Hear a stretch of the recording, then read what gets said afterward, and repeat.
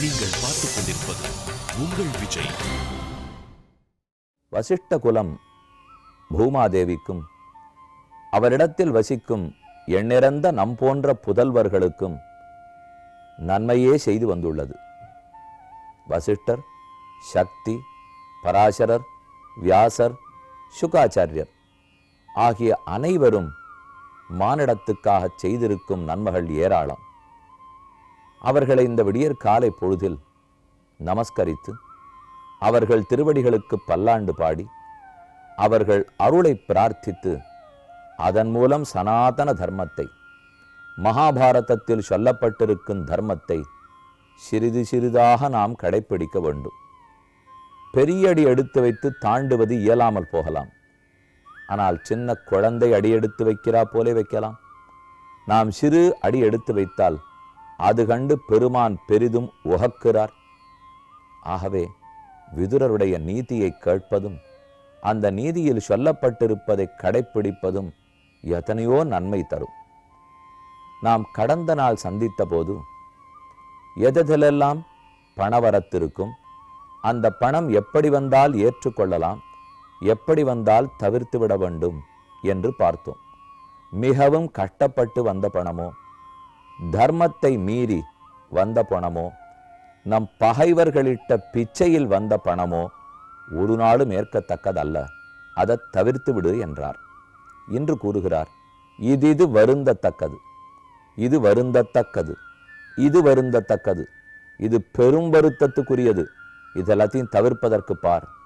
இது வருத்தம் கொடுக்கிறபடியால் இதிலிருந்து தாண்டி வாழ்வதற்கு பார் என்று கூறுகிறார். கேட்போம். அவித்யா புருஷா சோச்சியா, சோச்சியம் மைதுனம் அப்ரஜம், நிராகாராக பிரஜா சோச்சியாக, சோச்சியம் ராஷ்டிரம் அராஜகம். என்னென்னது மிகவும் வருந்தத்தக்கது. ஒன்று, அவித்ய புருஷ சோச்சியா, கல்வி கேள்வி அறிவில்லாத மனிதனை கண்டு வருத்தப்படு, அதை கண்டு சந்தோஷப்படாதே. ஆனால் இவர் வெறும் அந்த ஆனாவண்ணா படிப்பறவை மட்டும் சொல்லலை. இப்போ வாழ்க்கைக்கு உபயோகப்படும் கல்வி அறிவு, ஆத்ம பரமாத்மாவை பற்றின கல்வி, அது இருக்க வேண்டும். அவித்ய புருஷ சோச்சா, அந்த வித்யை இல்லை, கல்வி அறிவு இல்லையானால் அந்த மனிதனை பார்த்து மிகவும் வருத்தப்பட வேண்டும். கல்வி அறிவில்லைனால் என்ன ஆகும்? எழுத படிக்க தெரிஞ்சார்ந்திருந்தால் எவ்வளவு கஷ்டமாக இருக்கும். மற்ற பேர் எவ்வளவு கேலி பேசுவார்கள். நமக்கே கூட ஒரு பஸ்ஸை பார்க்கணும்னா, ஒரு போர்டு, சைன் போர்டு பார்க்கணும்னா கூட பார்க்க தெரியாத போடும். பல பேர் ஏமாத்துறதுக்கு வாய்ப்பு உண்டு. கேலி, ஏமாற்றம், தனக்குள் தானே ஒரு இன்ஃபீரியாரிட்டி காம்ப்ளெக்ஸ், இது எல்லாமே வரும். யாராரோ ஏதோ செய்கிறார்களே, அது நமக்கு பார்க்கறதுக்கு பண்ணுறதுக்கு முடியலையே என்று தோன்றும். நமக்கு ஏதான முக்கியமான செய்தி வந்தால் அதை படித்து தெரிஞ்சுக்கிறதுக்கு முடியாது. இதெல்லாம் பொதுவாக கல்வி அறிவு இல்லாவிட்டால் வரும் கஷ்டங்கள். நம்ம தமிழகத்தை பொறுத்த வரைக்கும் இது ஓரளவு ஒரு கடந்த பல வருஷங்களாகவே முன்னேற்றத்தில் தான் இருக்கிறோம்.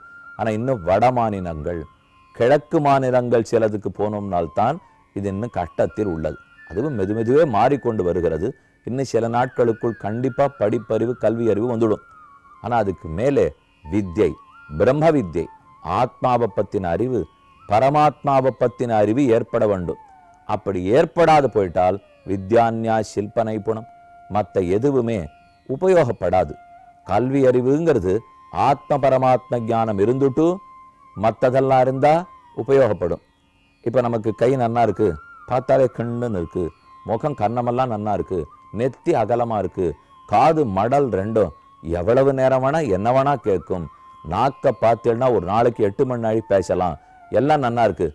ஆனால் இருதயம் வேலை செய்ய நின்று விட்டது. இப்படின்னு நான் சொன்னேன்னு என்ன லாபம்? இப்போ கண்ணு நன்னா இருக்குது, மூக்கு நன்னா இருக்குது, நெத்தி நன்னா இருக்குது, கால் நன்னா இருக்குது, ஆனால் இருதயம் மட்டும் வேலை செய்யலை சுவாமின்னா, அதை போலத்தான் இப்போ எல்லா படிப்பும் நன்றாக உள்ளது. ஆனால் முழுமை அடைய வேண்டுமானால், உபயோகம் இருக்க வேண்டுமானால் தான் யாருன்னு தெரிந்து கொள்ள வேண்டாமா? ஆத்மாவை பற்றியும் தன்னை படைத்த பரமாத்மாவை பற்றியும், தானார் தன்னை இந்த நிலத்து கொண்டு வந்து வச்சிருக்கிற கடவுளார், இந்த ரெண்டை பற்றின அறிவு ஏற்பட வேண்டும். இது ஏற்பட்டால் தான் நம்மெல்லாம் சனாதன தர்மம் சனாதன தர்மம்னு சொல்லிக்கலாம். இது பாரத தேசத்தில் சனாதன தர்மம்னு பார்த்தோம்னால் அடிப்படையில் தனி மனிதன் முன்னேற வேண்டும், ஒருத்தொருத்தனாக முன்னேற வேண்டும். இந்த ஆத்மா முன்னேறார், இந்த ஆத்மா முன்னேறார், சமூகமா முன்னேறதுங்கிறது உலக கல்விக்கு ஒத்து வரும்.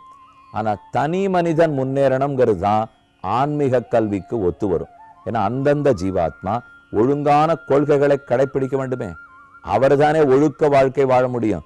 குரூப்பா ஒழுக்கமா இருக்கார்கள், ஆனா தனி மனிதன் இருக்க மாட்டார்னுட்டா. இப்ப நான் ஒருத்தர், இவர் ஒருத்தர், இவர் ஒருத்தர், இவர் ஒருத்தர். நான் தனியா இருக்கும்போது பகல் 11 மணிக்கு மேலதான் எழுந்திருப்பேன். 1 மணிக்கு தான் குளிப்பேன். அது வரைக்கும் எழுந்தது கூட இல்லை. ஒரு நாள் கூட நாம சங்கீர்த்தனம் பண்ணினதே கிடையாது. விழுப்போடையே அப்படி இருந்தாலும் நாமங்களை சொல்லிடுவேன். பகவானை எழுந்துருளை பண்ணி அவரை பூஜை பண்ற வழக்கம்லாம் என்கிட்ட கிடையவே கிடையாது. இதெல்லாம் என் வீட்டில் நிலைமைன்னு வச்சுங்க. ஆனா நாங்க 5-6 பேர் சேர்ந்து ஒரு சபா வச்சோம். சபா வச்சு சபையின் குறிக்கோள் என்ன? தினப்படி பூஜை பண்ண வேண்டும். நம்ம சபாவுடைய ஹாலில் பெரிய கண்ணனுடைய விக்கிரகத்தை கொண்டு வச்சு விடணும். நம்ம சபா ஹாலில் எல்லா குடும்பமுமா சேர்த்து தீபாவளி கொண்டாடணும். சபா ஹாலில் ஆவணி ஆவட்டம் வந்ததுன்னா தர்ப்பணம்லாம் பண்ணுறதுக்கு கற்றுக் கொடுக்கணும். சபா ஹாலில் ஸ்ராத்தம் நடந்ததுன்னா பண்ணுறதுக்கு ஏற்பாடு பண்ணணும். இந்த சபையை நடத்துகிற 5-6 பேர் என்ன பண்ணிட்டு இருப்பாள்னா அவர்கள் வீட்டில் இது எதையும் ஒன்றா பண்ணல. இது ஒத்தே வராது. அவனவன் தனி மனிதன் இதை கடைப்பிடித்திருக்க வேண்டும். அப்படின்னா தான் சபையை ஃபார்ம் பண்ணணும். சபை ஃபார்ம் பண்ணுறது எதுக்கு? நாங்கள் கடைப்பிடிச்சிருக்கோம், நன்னா இருக்கு, அதை மற்ற பேருக்கு பிரச்சாரம் பண்ணுறதுக்கு சபை என்றால் தானே சபையை ஒத்து வரும். இப்போ நான் ஒரு பள்ளிக்கூடம் நடத்துகிறேன்னு வச்சுங்க. நான் படித்தேன், நன்னா இருக்கு, இந்த கல்வி முறை அனைத்து பிள்ளை பெண்களுக்கும் கிடைக்கணும், அதனால நான் பள்ளிக்கூடம் ஆரம்பிக்கிறேன். நான் ஒருத்தருக்கு ஆபரேஷன் பண்ணி பார்த்தேன், சக்ஸஸ்ஃபுல்லாக இருந்தது, நன்னா இருந்தது. இது புது மெத்தட், பழைய மெத்தட்லேருந்து மாற்றிருக்கேன். ஆனால் இந்த ட்ரீட்மெண்ட் நன்னா ஒர்க் அவுட் ஆகுது. அதுக்காக நான் இப்போ ஒரு கிளினிக் திறந்து எல்லாருக்கும் அந்த ட்ரீட்மெண்ட் கொடுக்க போகிறேன். இப்படி சொன்னால் வாஸ்தவம் தான். அது நான் அது பண்ணியே பார்த்ததில்லை. நான் ஒரு ஹாஸ்பிட்டல் திறக்க போகிறேன். இப்போ அங்கே வர்றவாளுக்கு வேணால் அந்த ஆப்ரேஷன் பண்ணி பார்த்துக்கிட்டோம். நான் பண்ணி பார்த்ததில்லை. அது சக்ஸஸாக ஃபெயில்யூராக எனக்கு தெரியாதுன்னா நான் ஒரு மருந்தை சாப்பிட்டு பார்த்து என் உடம்புக்கு அது ஒழுங்காக இருந்திருந்தால்தான் மருந்தை மற்றவருக்கு சொல்லவே சொல்லணும். இல்லைன்னா மருந்து சொல்லலாமா? நான் கல்வி அறிவு பெற்றிருந்தால்தான் புறத்தாருக்கு கல்வி அறிவு கொடுக்க முடியும். அதே போல நமக்குன்னு இருக்க வேண்டியது அவித்ய புருஷோச்சகான்னா நான் தனி மனித முன்னேற்றம். ஒரு அந்த சபையில் இருக்கிற ஒத்தொத்தருக்கும் இண்டிவிஜுவலா ஒழுக்கம் இருக்கணும். அவர் அந்த அனுஷ்டானத்தை பண்றவரா இருக்கணும். அதுக்கப்புறம் தான் அந்த சபைக்கு அதை கொண்டு வரணும். நீங்கள் பார்த்துக் கொண்டிருப்பது உங்கள் விஜய். தனி மனித முன்னேற்றம். ஒரு அந்த சபையில் இருக்கிற ஒத்தொத்தருக்கும் இண்டிவிஜுவலா ஒழுக்கம் இருக்கணும். அவர் அந்த அனுஷ்டானத்தை பண்றவரா இருக்கணும். அதுக்கப்புறம் தான் அந்த சபைக்கு அதை கொண்டு வரணும். ஆனா நம்ம எங்க தப்பு பண்ணிடுவோம்னால் நம்ம வீட்டில் அதை அனுஷ்டானமே பண்ணாமல் நாம எப்படி வாழ்ந்திருக்கணுமோ, சத்தியத்தை கடைப்பிடிக்கணுமோ, புலநடக்கம் வேணுமோ அப்படிங்கிறத பத்தி நாம கடைப்பிடிக்காமல் நாம் எல்லாரும் சேர்ந்து ஒரு சபையை ஆரம்பிச்சுட்டு சபையின் குறிக்கோள் எதுன்னா புலநடக்கம் அப்படின்னு அப்ஜெக்டிவ் எழுதினா நடக்க போறது என்னது? அது அந்தந்த இண்டிவிஜுவலுக்கு இருந்தால் தான் சபைக்கு வரும். ஆக கல்வி அறிவு என்று சொல்லுவதே நல்ல கண்ணியத்தோடு இருக்க தெரிஞ்சுக்கணும், கடமை புரியணும், ஒழுக்கத்தோடு இருக்க வேண்டும். ஒழுக்கம் விழுப்பம் தரலான், ஒழுக்கம் உயிரினும் ஓம்பப்படும்னு சொல்லலையா? உயிரை காட்டிலும் உயர்ந்தது ஒழுக்கம். அந்த ஒழுக்கம் எங்கேருந்து வரும்? கல்வி கற்றத்தானே வரும். கற்க கசடர கற்றபின் நிற்க அதற்கு தக. நன்னா கற்கணும், கற்றபின் தான் அனுஷ்டானம் வரும். கல்வியே இல்லாவிட்டால் நான் அனுஷ்டிப்பதற்கே இயலாது. அதனாலதான் கல்வி அவ்வளவு முக்கியமா சொல்றார். கல்வி இல்லாதவனை பார்த்தால் வருந்துவாய், அது வருந்துதற்குரியது. உடனே அமர்த்தி அந்த நிலையை மாத்துறதுக்கு பார். அது அரசாங்கம் பண்ணணும் சுவாமி. இப்போ 54% தான் இருக்கு, 68% தான் இருக்குன்னா உடனே 5ஆண்டு திட்டம் அரசாங்கம் போட்டு 68% எப்படி 75 ஆக்க போறோம், 75 எப்படி 90 ஆக்க போறோம், அவாதான் திட்டம் போடணும். இதுல நான் தனி மனுஷன் என்ன பண்ண முடியும்னா, ஒரு சுவாமி படிக்கலே பார்க்குறோம், அப்ப அவரை உட்கார்த்தி வச்சு ஆனா அவனை உடனே கற்றுக் கொடுக்கணுமோ இல்லையோ? அவரை உட்கார்த்தி வைத்து ஆத்ம பரமாத்மாவை பத்தி சொல்லணும் இல்லையா? இதுக்கு எதுக்கு 5ஆண்டு திட்டம் கவர்மெண்ட் போட்டு வந்தா தான் நம்ம சொல்லணுமான்னா? நாம ஒருத்தரை பார்க்குறோம், அவருக்கு கல்வி அறிவு இல்லைன்னால் நம்மாலான சின்ன உதவி அந்த கல்வி அறிவை அவர் கொடுத்துடலாம் இல்லையோ? இதை போல எல்லாரும் உழைச்சாதான் அரசாங்கத்தினுடைய திட்டங்களும் எஃபெக்டிவா இருக்கும். நாங்க ஒண்ணுமே பண்ண மாட்டோம், எல்லாத்தையும் நீயே பண்ணுனால் எங்கோ இருக்கிறவா வந்து பண்ண முடியுமான்னா? நம் மூலமாத்தானே அரசாங்கமும் பண்ண முடியும். இது வருந்துதற்குரியது. பார்த்துண்டு பேசாம இருக்காதே. அத்தனை பேருக்கு நல்ல கல்வி இருக்கும்படிக்கு நீ முயற்சி பண்ணு. நிராகாராக பிரஜாக சோச்சியாக ஒரு நாட்டில் இருக்கும் மக்களுக்கு ஆகாரம் இல்லாமல் பஞ்சத்தில் அடிபட்டிருந்தால் அது மிகவும் வருந்துதற்குரியது. தனி ஒருவனுக்கு உணவில்லையெனில் சகத்தினை அழித்திடுவோம்னு சொல்லலையா? தனி மனுஷனுக்கு உணவில்லாத படுத்தினால் அப்ப இந்த ஊரே இல்லாத ஆக்கிடுவோம்னா அந்த அளவுக்கு மொத்த பேருக்கு ஆகாரம் கிடைக்கணும்னு அர்த்தம். அன்னம் பகுகுர்வீத, அன்னம்னா நிந்தியாத், அன்னத்தை நிறைய ஆக்கு, எல்லாருக்கும் கொடு, அன்னத்தை எரியாதே, அன்னத்தின் பேர்ல கோவப்படாதே, அன்னத்தை மிச்சப்படுத்தி எல்லாருக்கும் கொடு, பூதங்களுக்கெல்லாம் கொடு, ஜீவராசி.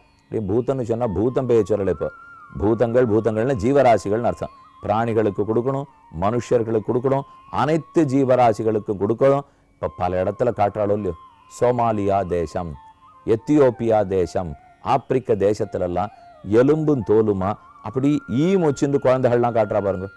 எங்கேயான சண்டை நடந்ததுனால் அப்போ பார்த்தீங்கன்னா, நீங்கள் டெலிவிஷனை பார்த்தீங்கன்னா தெரியும், அந்த சண்டையும் போது எத்தனை பேர் அடிபடுறா, குழந்தைகள்லாம் அடிபடுறது, தாய்மார்கள் அடிபட்டு போடுறா, குழந்தைக்கு பால் கொடுக்கறதுக்கு வழி இல்லை, அது தனியாக படுத்துட்டு ஏங்கிண்டு பக்கத்தில் பாம்பும் பூரான்னு மெய்ந்து கொண்டு அந்த குழந்தைகள்லாம் கட்டப்படுறது பார்த்தா உள்ளத்தை பெசராப்பில் நமக்கு. இப்போ எப்படி சுவாமி, நான் எவ்வளவு பால் வச்சுருக்கேன், எவ்வளவு தேன் வச்சுருக்கேன், என் பிள்ளை வாண்டான்னு சொல்லச்சே, அது 1 டம்ளர் கொடுக்கணும்னா நான் 3 டம்ளர் வைக்கிறேன், வீணாக்கியிருக்கேன், எவ்வளவோ பண்ணியிருக்கேன். ஆனால் அங்கே பார்த்தீங்கன்னா எவ்வளோ கட்டப்பட்டது பாருங்க. அப்போ பிரஜைகள், நாட்டு மக்கள் உணவில்லாமல் போனால் அது மிகவும் வருந்தத்தக்கது. உணவில்லாமல் போகக்கூடாது.